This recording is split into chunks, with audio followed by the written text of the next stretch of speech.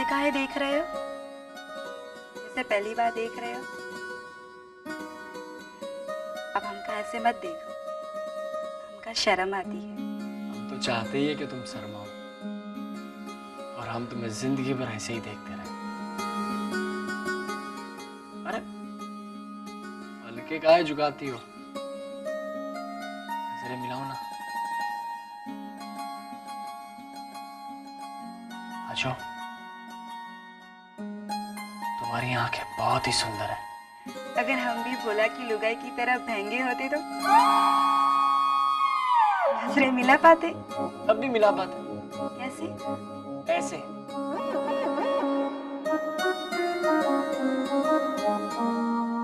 लाजो,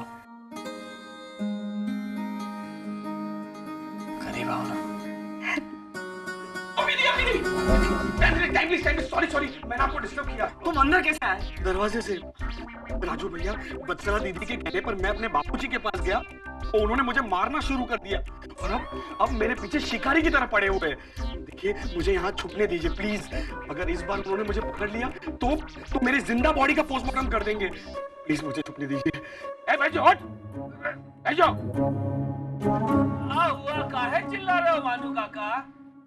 मेरी जान का दुश्मन तेरा बेटा वनमाली दास तेरे घर में छिपा है, बाहर निकाल उसे। नहीं भानु काका, घर में तो राजू और लाजो है। दुलारी बहू, तुम्हें नहीं मालूम, अभी अभी घर में छिपा है, मैंने अपनी आंखों से देखा है। वनमाली दास बाहर निकाल। प्लीज उनसे कहना कि मैं इधर नहीं हूँ।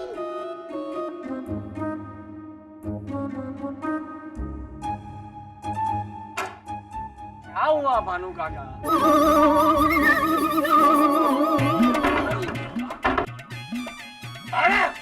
आप मुझे मारेंगे? मैं सिर्फ तुम्हें 3 बार मारूंगा। बाहर आ।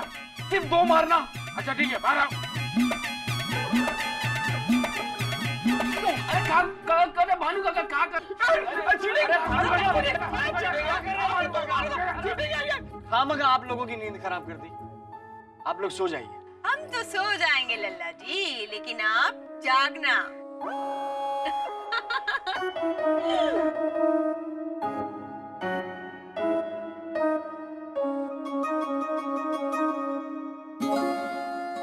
लाजो, हम चाहते हैं तुम हर घड़ी ऐसे ही हंसती रहो। अरे हाँ, घड़ी से याद आया,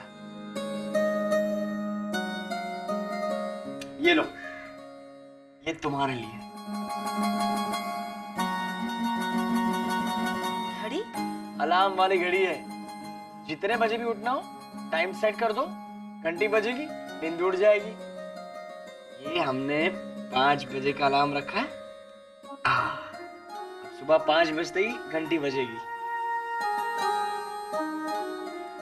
हमारे भौजी रोज सुबह 5 बजे उठते हैं पानी भरने के लिए। कल से हम उठा करेंगे।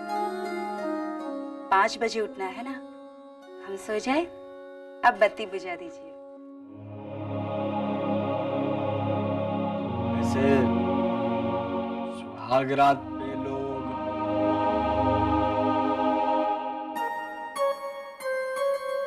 बत्ती बंद करते हैं।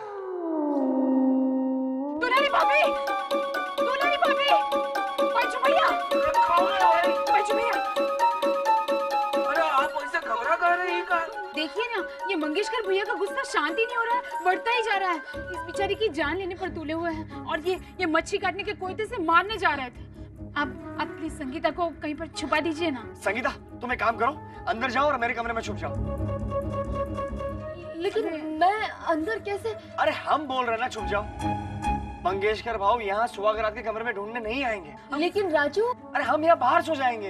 लेकिन राजू भैया, आपकी सुहाग रात है और आप। अब पता है हमारी सुहाग रात है, लेकिन आजो सो गई है। तो फिर जाओ, कोई प्रॉब्लम नहीं, जाओ जाओ, जल्दी जाओ। आओ जाओ।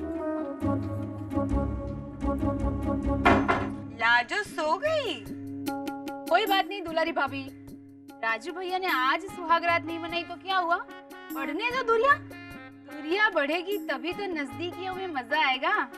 वो नर्मदा बहन ने दी है ना गोवा की 2 tickets with deluxe AC room, sweet honeymoon in Goa in full moon. Sangeeta, तू गप्पा कहाँ चली गई है? मुझे बर्बाद करके कहाँ छुप गई संगीता? तो क्या आप लोगों की नींद बर्बाद करेंगे? गप्पा बस बेटा ना, गप्पा बस। अरे मेरे मुंह पे काली पोत के चली गई और तुझे लोगों की नींद की पड़ी है संगीता। अरे भाव क्या कर रहे हैं आप? देखिए ना दिव्या भाभी सबके घर में घुस घुस के संगीता को ढूंढ रहे हैं और अब मैं आपको क्या बोलूं, मला लाज वाटते। जना भाव के बाथरूम में घुस गए। इनको बोलना चाहिए कि माफ करना, उसकी जगह जना भाव इनको बोल रहे माफ करना, मैं ना आ रहा हूँ। गप्पा बस, गप्पा बस। गप्प गप्प। ये संगीता एक बार मुझे मिल जाने दे, देख मैं उसका क्या हाल करता हूँ। देवा क्या उसकी जान लेंगे क्या? आज तो मैं उसकी जान ही लूंगा। संगीता, आप जान लेना चाहते हैं ना संगीता की? हाँ मैं बताती, मैं जानती हूँ कहाँ है वो। चलिए। शर्म आनी चाहिए आपको, आपकी बेटी है वो। जिंदगी भर शर्माना पड़ेगा। सारी इज्जत मिट्टी में मिला के रख दी, सारे बस्ती के सामने हमारा तमाशा बना दिया। अरे मेरे दुश्मन के बेटे के साथ शादी। किशकर भाव, आपके लिए आपकी इज्जत और आपकी दुश्मनी सब कुछ है, अपनी बेटी कुछ नहीं, उसकी खुशियां कुछ नहीं। मंगेशकर भाव, बच्चों की खुशी में ही माँ बाप की खुशी होती है, समझा कीजिए। हाँ पर मेरी अकेले की खुशी से क्या होगा? वो जाड़िया भानु भी तो मानना चाहिए ना। मानेंगे, वो भी मानेंगे, सब मानेंगे, लेकिन सबसे पहले आप अपना ये ईगो और दुश्मनी मिटा दीजिए। और अगर आपको ये सब नहीं करना है, अपनी दुश्मनी जारी रखनी है, तो जाइए संगीता की जान लीजिए।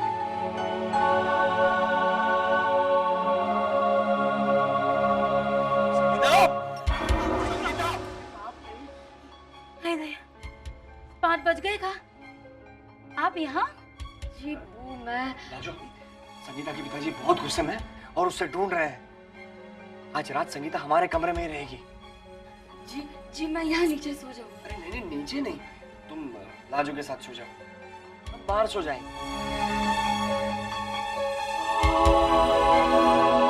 दुलारी, आज बचवा की शादी में बहुत जोर नाचे रहे हम।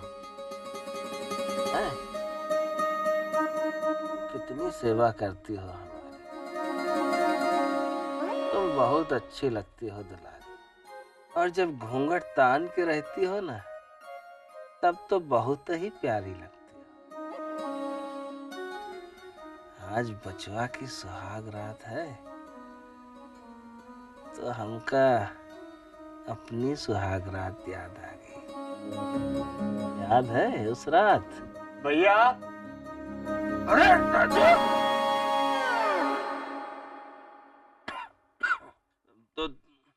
तो हर भौजी कहाँ है?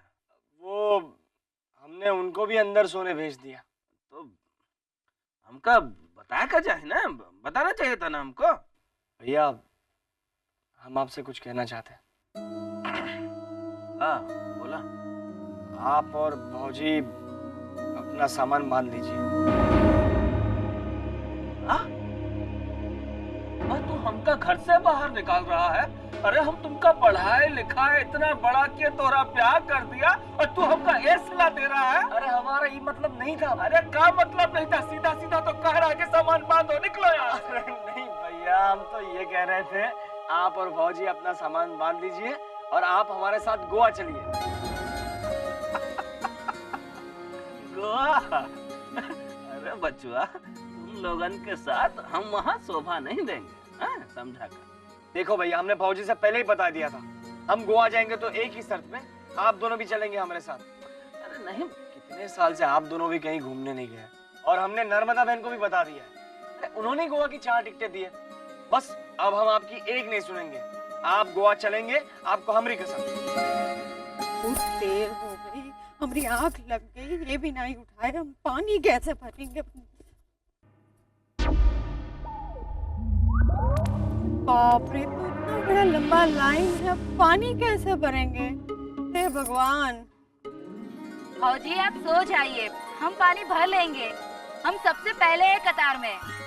लाजो, अभी तक तुम्हारी शादी की मेहंदी नहीं उतरी और अभी से कामकाज में लग गई। इसे कहते हैं देवरानी। इतने अच्छे संस्कार है लाजो के। दुलारी भाभी अगर ऐसी देवरानी हो तो जेठानी के वारे न्यारे हो जाएं। 4:30 से कतार में खड़ी है।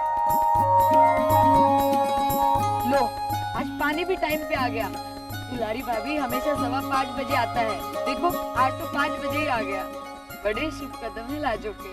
सो तो है, जरूर हम पिछले जन्म में कुछ अच्छे कर्म किए रहे होंगे जो इस जन्म में लाजो जैसी देवरानी मिली। लाजो, अगर कल से तुम जल्दी उठी तो तुम्हारी खैर नहीं है।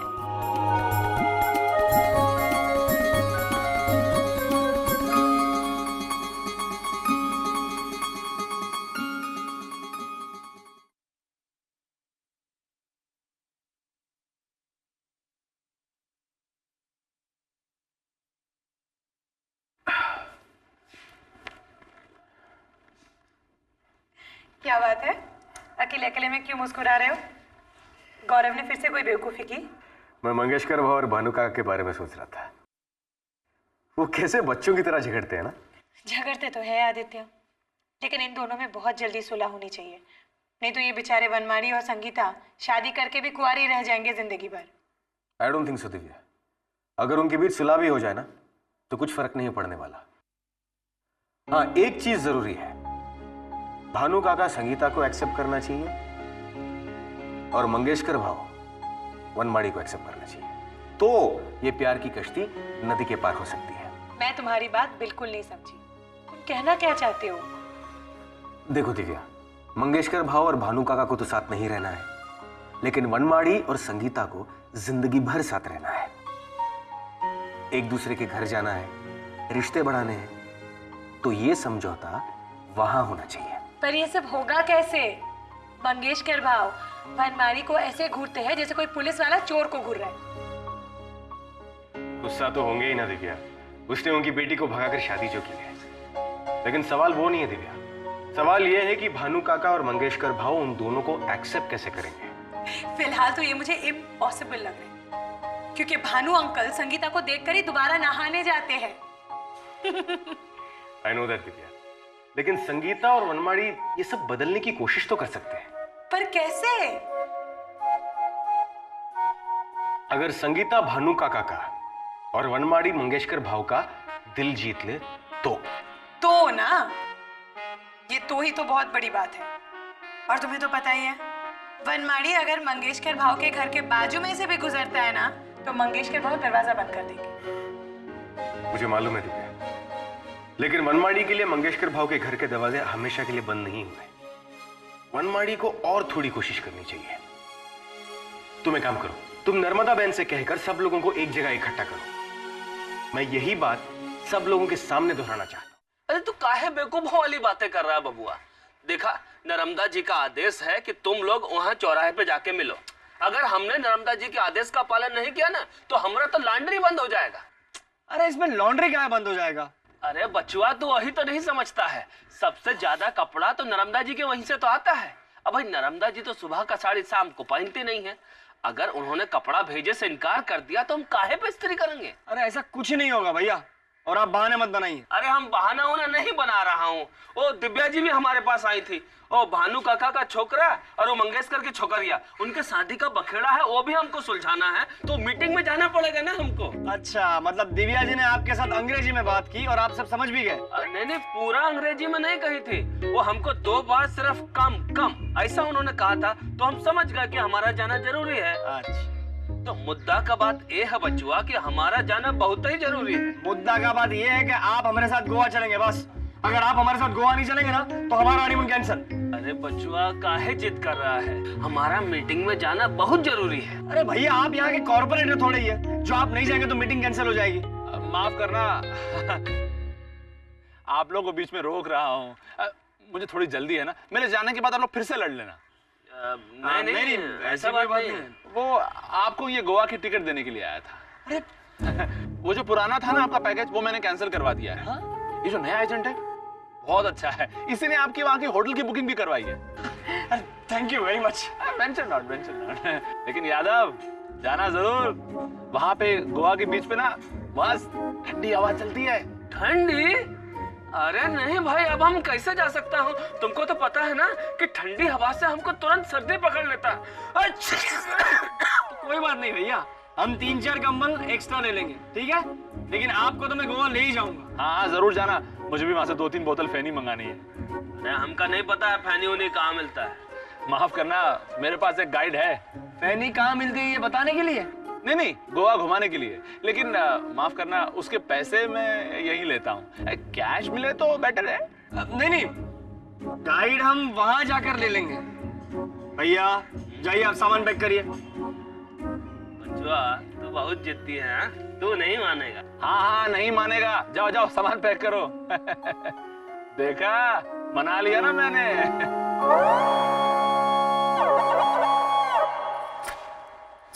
अरे दुलारी, ये संगीता और वनमाली की प्रॉब्लम की वजह से तू राजू और लाजू को क्यों परेशान कर रही है? उनका हनीमून क्यों कैंसिल कर रही है? हम कैंसिल नहीं किए, हमरा लल्ला कैंसिल किया रहा। क्यों? वो जिद कर रहा है कि हम भी उसके साथ गोवा चले। हाँ हाँ तो चली जाओ ना तुम, तुम्हारे बेफिक्र होकर। मैंने सबकी टिकट बुक की है। और वैसे भी तुम्हारी शादी के वक्त तो हनीमून इधर दौलत नगर में किया होगा का? नहीं, वो छपरा में हुआ था। ओहो, हाँ तो कोई बात नहीं, ऐसा कोई नियम थोड़ी है कि हनीमून दोबारा नहीं कर सकते हैं? जाओ जाओ गोवा में हनीमून करके आओ। वैसे भी हमारे दौलत नगर में ऐसा नियम है, जब तक गोवा में हनीमून नहीं किया ना तो ऐसे मानते ही नहीं कि हनीमून हुआ है। नहीं नर्मदा बहन, जब वो मना कर दिए तो हम कैसे जा सकते हैं? और वो कह रहे थे कि हमार बस्ती की समस्या भी तो है। ले, वनमाली और संगीता की प्रॉब्लम बस्ती की समस्या कब से हो गई? ना हो, वो उनकी निजी समस्या है। मैं बोलती हूँ ना, तुम दोनों सीधे गोवा चले जाओ। मैं तो ये राजू तेरे से मुंह फुलाकर बैठेगा और सनसेट देखेगा, और बेचारी लाजो अकेली अकेली पानी के साथ रोमांस करेगी। हाँ, लाजो तो कब से अपना पेटी बांध कर बैठी है। जब से उसको पता लगा है कि गोवा में समंदर है, वो तो खुशी में डूब गई है। हाँ तो जाओ, उसे और खुश करो। नई दुल्हन है भाई, हैं? जाओ जाओ, तुम सामान पैक करो।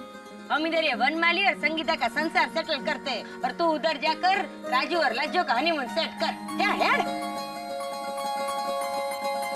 देखिए भानु काका, हम सब लोग यहाँ इसलिए इकट्ठा हुए हैं ताकि आप दोनों के बीच सुलह हो जाए। सुलह? और इसके साथ कभी नहीं।